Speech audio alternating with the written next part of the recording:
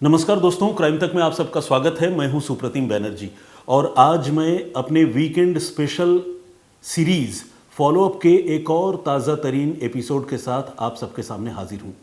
दिल्ली की एक अदालत ने एक सीरियल किलर, सीरियल रेपिस्ट और नेक्रोफिलिक लड़के को आजीवन कारावास की सज़ा सुनाई है।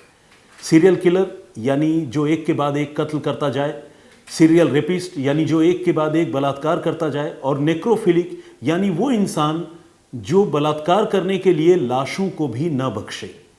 ऐसे इंसान के बारे में सोचकर भी बड़ा अजीब लगता है कि कोई ह्यूमन बीइंग किसी दूसरे ह्यूमन बीइंग के साथ ऐसा कैसे कर सकता है। मगर ऐसे वाकये, ऐसे केस स्टडीज़ बीच बीच में हमारे समाज में सामने आते रहते हैं। आपने निठारी कांड के बारे में भी सुना होगा, लेकिन ये जो कहानी है इसका ताल्लुक दिल्ली से है और इसमें जो सीरियल रेपिस्ट, सीरियल किलर और नेक्रोफिलिक शख्स को पुलिस ने पकड़ा था, उसने कम से कम 30 बच्चों को अपना शिकार बनाया था। 30 बच्चों की हत्याएं की थी और हत्या करने के बाद उनकी लाशों के साथ बलात्कार किया था। दिल्ली की एक कोर्ट ने इतने जघन्यतम अपराध को अंजाम देने वाले एक आरोपी को आजीवन कारावास की सजा दी है। आपके मन में यह सवाल जरूर उठ रहा होगा कि अगर इतना भयानक अपराधी था तो फिर इसे सिर्फ आजीवन कारावास की सजा क्यों हुई, क्यों उसे सबसे कठोरतम सजा जिसे हम फांसी की सजा कहते हैं वो नहीं दी गई। तो इसके बारे में आज हमारे इस एपिसोड में हम बात करेंगे, चर्चा करेंगे। आपको वो सारी बातें बताऊंगा जिसकी वजह से इस आरोपी को देखा जाए तो थोड़ी रियायत मिली, थोड़ा फायदा मिला और वो फांसी के तख्ते पर चढ़ने से बच गया। लेकिन इस कानूनी पहलू की और अदालत के फैसले की बात करने से पहले रिकैप के तौर पर आइए ज़रा उस आदमी के बारे में आपको बताते हैं, उस लड़के के बारे में आपको बताते हैं जिसने इस तरह की घटनाओं को अंजाम दिया था। वो दिल्ली के किस इलाके में था और कब से कब तक ये सब कुछ करता रहा, कैसे वो बच्चों को टारगेट करता था, कैसे उन्हें अपना शिकार बनाता था। ये सब जानना भी कम हैरान करने वाला नहीं है। कहानियाँ ऐसी हैं जिसे सुनकर रोंगटे खड़े हो जाएंगे। तो खैर, इस कहानी की शुरुआत होती है साल 2008 से। उत्तर प्रदेश में एक जगह है कासगंज का रहने वाला एक लड़का जिसका नाम रविंद्र है, वो कामकाज की तलाश में दिल्ली आता है।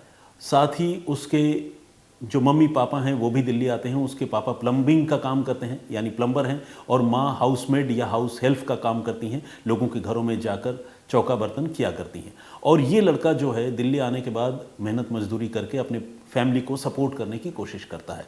लेकिन यहाँ आने के बाद वो नशे के दलदल में फंस जाता है। शुरुआत तो शराब से होती है और उसके बाद फिर तरह तरह के नशे जिसके बारे में सोचना भी मुश्किल है, चाहे वो साइकोट्रोपिक ड्रग की बात हो जो गलत तरीके से फार्मासिस्ट जो है लोगों को बेच देते हैं वो, उसके अलावा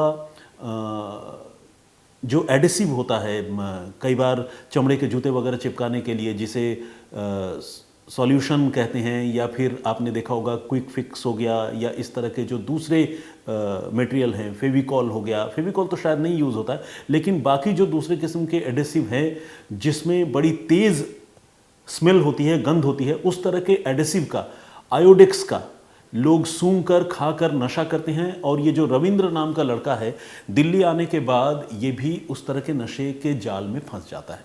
और नशे की हालत में इसके बाद धीरे धीरे उसका दिमाग खराब होना शुरू होता है। इसी हाल में वो जो है एक फिल्म देखता है जो एक सेमी पोर्न फिल्म होती है, जिसमें एक कैरेक्टर, एक किरदार बच्चों के साथ ज्यादती करता है। और बच्चों के साथ सिर्फ ज्यादती नहीं करता बल्कि ज्यादती करने से पहले उनकी हत्या कर देता है। कहने का मतलब ये कि वो जो कैरेक्टर होता है फिल्म का, वो चाइल्ड अब्यूज़र होता है, चाइल्ड अब्यूज़ करता है और बच्चों के साथ रेप करने या फिजिकली उनको अब्यूज़ करने से पहले उनकी हत्या कर देता है। तो ये अपने आप में जो फिल्म थी वो भी बड़ी अजीब थी। और उस फिल्म को देखकर ये जो है नेगेटिव तरीके से इतना इन्फ्लुएंस्ड हुआ कि उसने दिल्ली आकर इस तरह की घटनाओं की शुरुआत कर दी।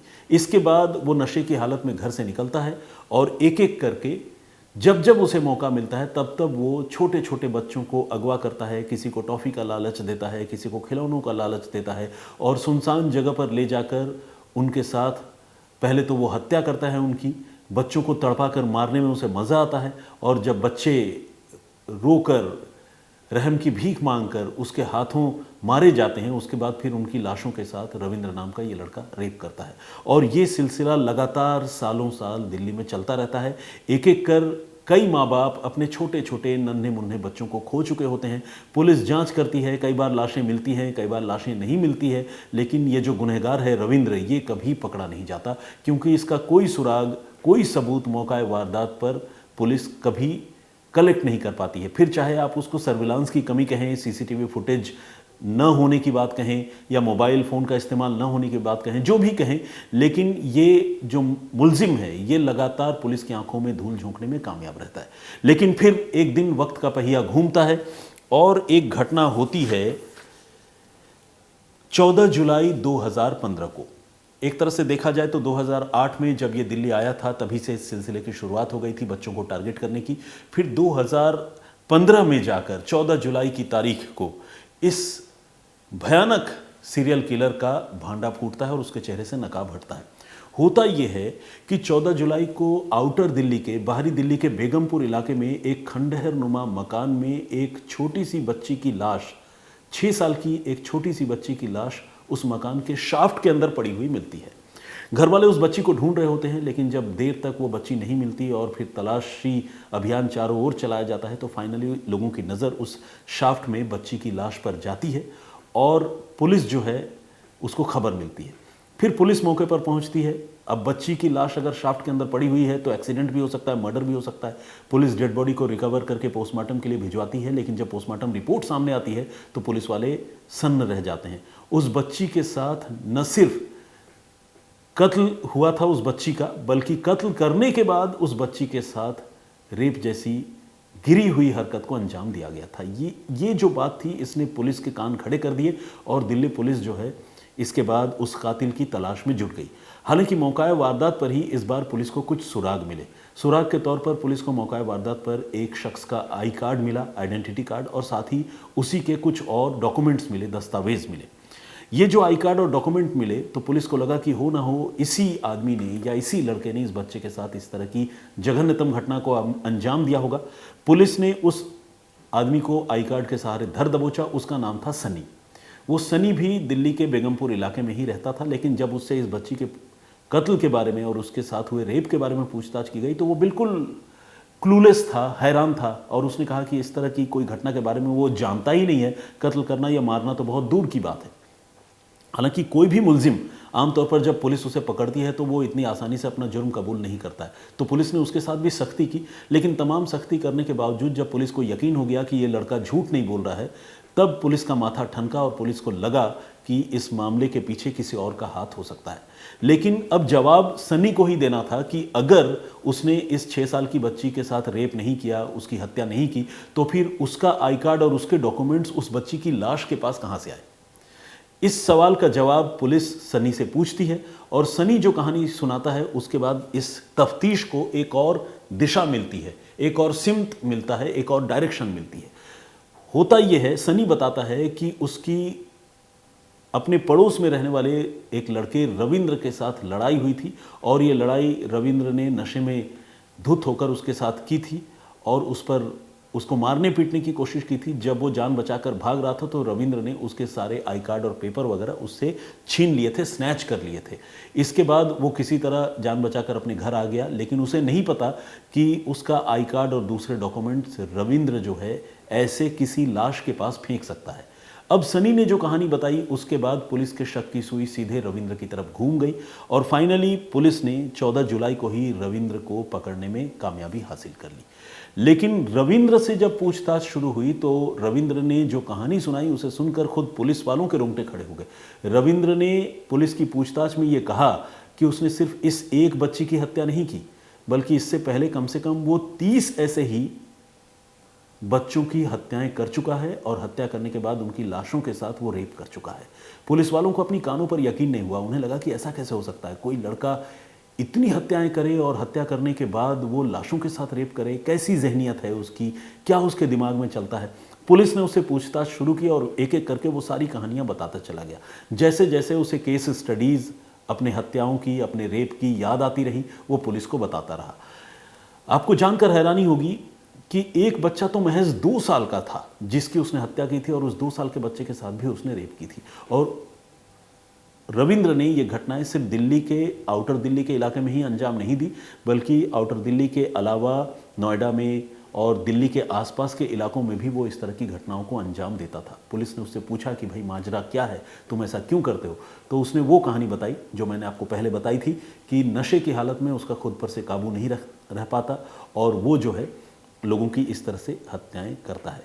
मुझे एक पर्सनल एक्सपीरियंस वाली बात याद आती है। जब ये लड़का पकड़ा गया था उस वक्त मैं दिल्ली में रिपोर्टिंग करता था आज तक की तरफ से, और मुझे भी जानकारी मिली थी। मैं बेगमपुर में उस पुलिस स्टेशन में भी पहुंचा था।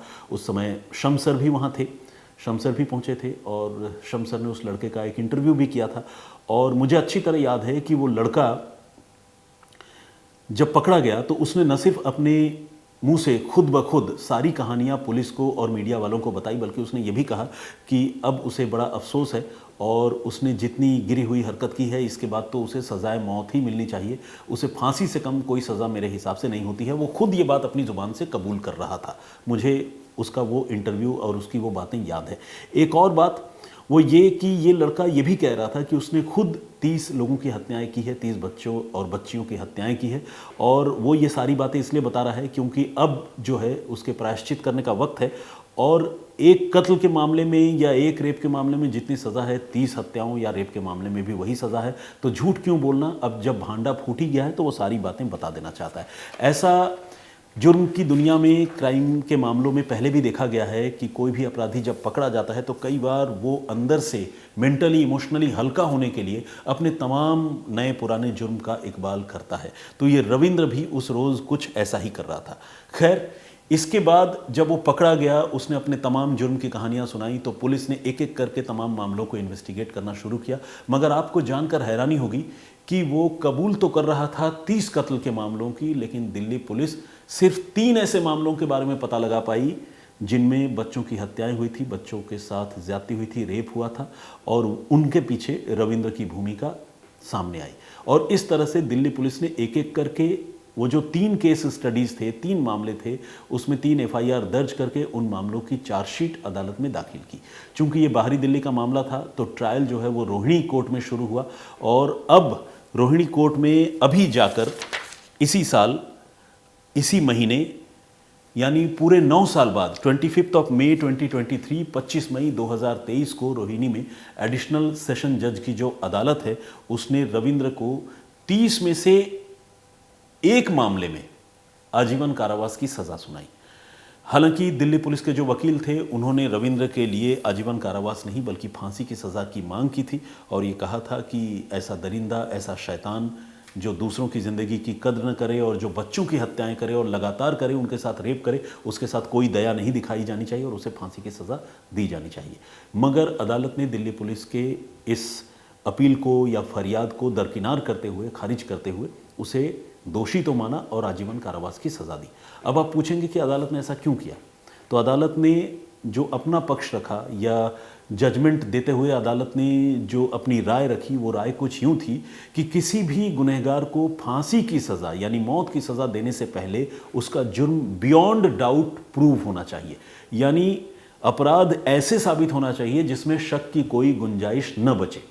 और अदालत ने कहा कि इस मामले को सुनने के बाद वो इस नतीजे पर पहुंची है कि उसका जुर्म तो साबित होता है, लेकिन ऐसा भी नहीं है कि वो जुर्म बगैर किसी शको शुबा के परे साबित हो चुका हो, यानी जुर्म साबित भी हुआ है लेकिन थोड़ा शक की गुंजाइश भी बची है। अब ऐसे मामले में अदालत ने कहा कि वो फांसी की सज़ा तो दे सकती है लेकिन आजीवन कारावास की सज़ा तो दे सकती है लेकिन फांसी की सज़ा नहीं दे सकती, क्योंकि इससे किसी की मौत होती है, फांसी की सज़ा से किसी की जान ली जाती है। जो बचाव पक्ष के वकील थे यानी रविंद्र की ओर से जो वकील अदालत में पेश हुए, उन्होंने कहा कि बहुत गरीब है माई बाप, ये लड़का बख्श दीजिए। अदालत से ये भी कहा और साथ ही कहा कि जेल में उसका चाल चलन भी अच्छा रहा है। अदालत ने जेल में उसके चाल चलन के अच्छे रहने की बात को भी कंसीडर किया और उस बात को ध्यान में रखते हुए, जैसा कि मैंने आपको बताया, फांसी की जगह उसे आजीवन कारावास की सज़ा सुनाई।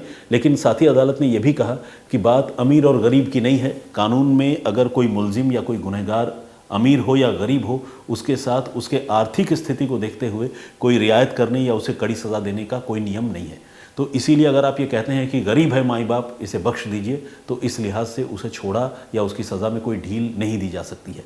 सज़ा तो उसे आजीवन कारावास की ही होगी, फांसी की सज़ा नहीं होगी, क्योंकि जुर्म जो है वो बियॉन्ड डाउट प्रूव नहीं हो सका है। तो कहने का मतलब ये कि एक ऐसा नेक्रोफिलिक आदमी जो लाशों के साथ बलात्कार करता हो और छोटे छोटे बच्चों को, बच्चियों को अपना शिकार बनाता हो, जिसने 30 से ज़्यादा मासूमों की जान ली हो, इस तरह के एक मुलजिम को 9 साल की सुनवाई के बाद 30 में से सिर्फ एक मामले में आजीवन कारावास की सज़ा हुई है। अब देखना यह होगा कि दिल्ली पुलिस इस मामले में उसकी सज़ा बढ़ाने के लिए, यानी उसे फांसी की सज़ा दिलाने के लिए क्या हाई कोर्ट का रुख करेगी या दिल्ली पुलिस ने यहीं तक इस मामले को छोड़ने का फैसला किया है। यह आने वाले दिनों में देखने वाली बात होगी। अगर इस मामले में फर्दर कोई डेवलपमेंट होता है तो मैं आप लोगों को ज़रूर उससे अपडेट करने की कोशिश करूँगा। इस पूरे एपिसोड पर और ख़ासकर एक इस तरह के भयानक शैतान पर ये जो हमारा प्रोग्राम था और जिसमें अदालत का ये जो टेक था, अदालत का ये जो स्टैंड था उसे आजीवन कारावास की सज़ा देने का, इस पर आपकी क्या राय है, आप क्या सोचते हैं, प्लीज़ फॉलोअप के इस एपिसोड में कमेंट बॉक्स में लिखकर मुझे ज़रूर बताइएगा। जैसा कि आप सब जानते हैं, मैं पिछले दिनों छुट्टी पर था और इसलिए फॉलोअप के कुछ एपिसोड्स भी जो है वो स्किप हो गए, मिस हो गए। तो आज बहुत दिन बाद मैं आप सबसे मुखातिब हो रहा हूँ फॉलोअप के साथ, तो इसीलिए कोई प्रीवियस वीडियो में कोई कमेंट जो आप लोगों ने किया होगा वो मैं नहीं पढ़ पा रहा हूँ, तो उस चीज़ को प्लीज़ आप लोग कंसीडर कीजिएगा। इस वीडियो के नीचे आप जो कमेंट करेंगे फॉलोअप के नेक्स्ट एपिसोड में जब मैं आप सबसे फिर से मिलूंगा, हाजिर होऊंगा यहाँ, तो फिर मैं उन कमेंट्स का जिक्र ज़रूर करूँगा। तो फिलहाल मुझे इजाज़त दीजिए, अपना बहुत ख्याल रखिए, सुरक्षित रहिए। जय हिंद, जय भारत।